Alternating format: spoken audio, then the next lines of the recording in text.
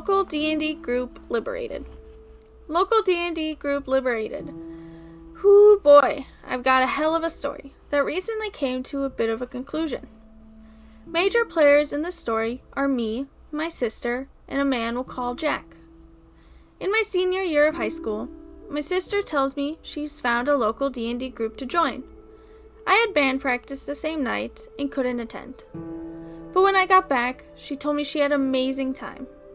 She brought me along to a session when I actually had an evening off, and it's what started my love of Dungeons & Dragons. Jack was a dungeon master, an ex-Marine who had a wife and 2 kids. It started off great. Some of the other players I met became good friends of mine. The whole setup was nothing really special. A public D&D game that you had to pay $5 for a spot in these 3 to 4 hour sessions.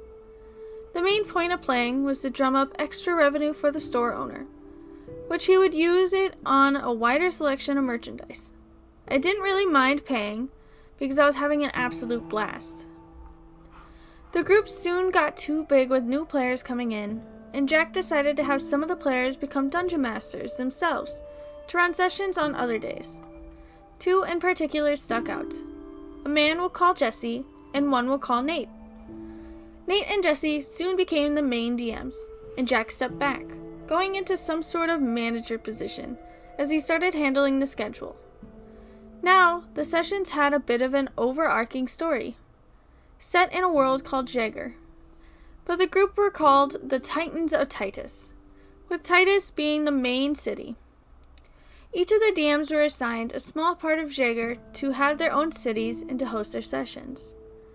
Jack decided to join in on other DM sessions as a player. How leveling works is that you need a certain amount of sessions attended to level up. To get to level 2, it's 1 session. Level 3 is 3 more sessions. 4 is 4 more. And it capped out as 6 sessions per level up. And every session earned you a magic point, which you could use to purchase any magic item you wanted. Common were 2 points, uncommon 4, rare 8, very rare 16, and legendary 32.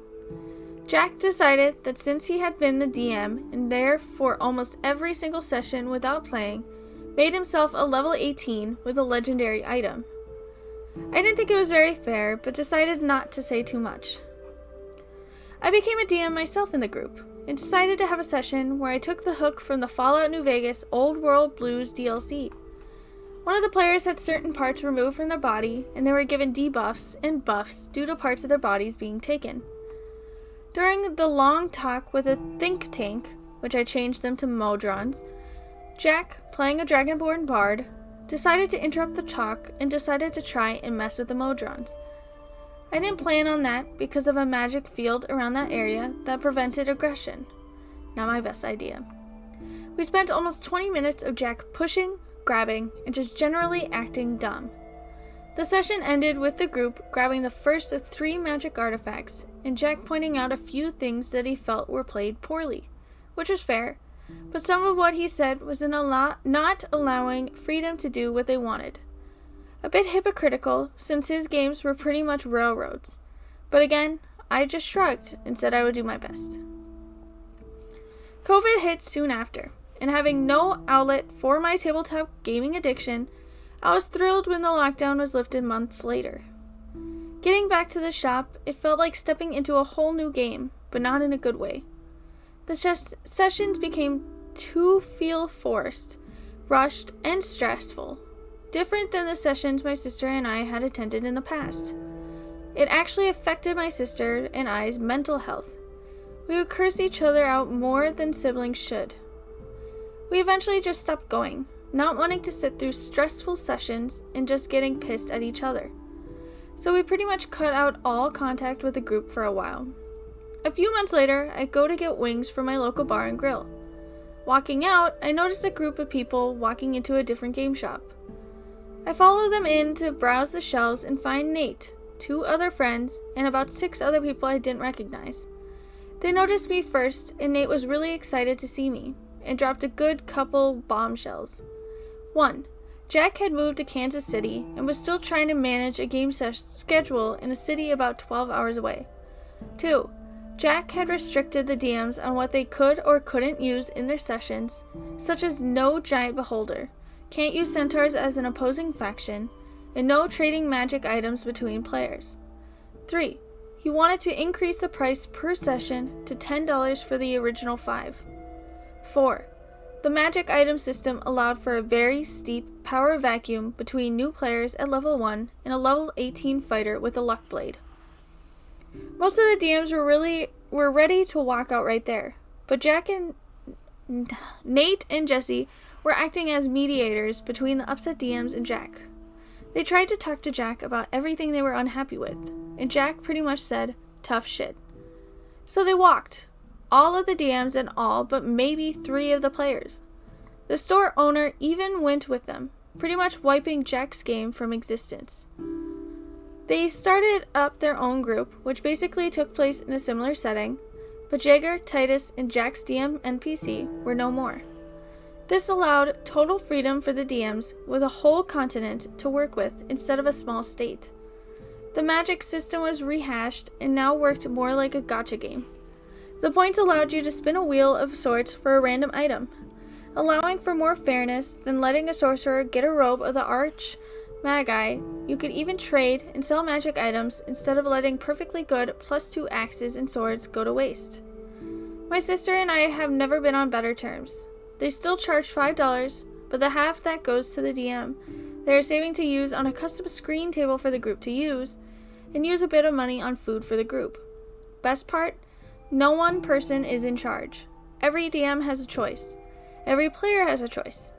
Unfortunately, Jesse was pretty good friends with Jack before it all went down, and Jack apparently said some not so nice things before they ended their friendship. But it ends on a happy note as Jesse is set to become a DM, and I plan to join his first session soon, just like the good old days. If anything seems out of place, some of the older stuff happened around my junior/senior year of high school, and I'm now a sophomore in college. TLDR, local D&D group starts off well, goes downhill due to horrible management, the head DM gets the boot, and the group is restarted with better rules and better management. I've seen a lot of these types of stories where the DM is amazing as a DM, but then once they become like a player, everything goes down. And looking at these comments, people think the same thing. That there is a possibility that the DM was an amazing DM because they had the control over everything. But once they're a player, they lose all of that control. They can't tell the players where to go, and it makes them freak out, and they act horrible as players. And there was a lot of things in this that I messed up with talking. And that is obviously going to be the case, and I will reiterate that I understand I make mistakes. But that is me, and I don't want to show myself as perfect because I'm not. I've seen others that do it perfectly, and I always want to try to be perfect, but I can't be. But I am happy that Jack moved away. They restarted it. I am sad that OP and their sister didn't get back on better terms, and I wonder what exactly caused them to go down. Was it Jack that had? I'm unsure. But anyways, just let me know what you think down in the comments, and don't forget to like, comment, and subscribe, and I'll see you next time. Bye!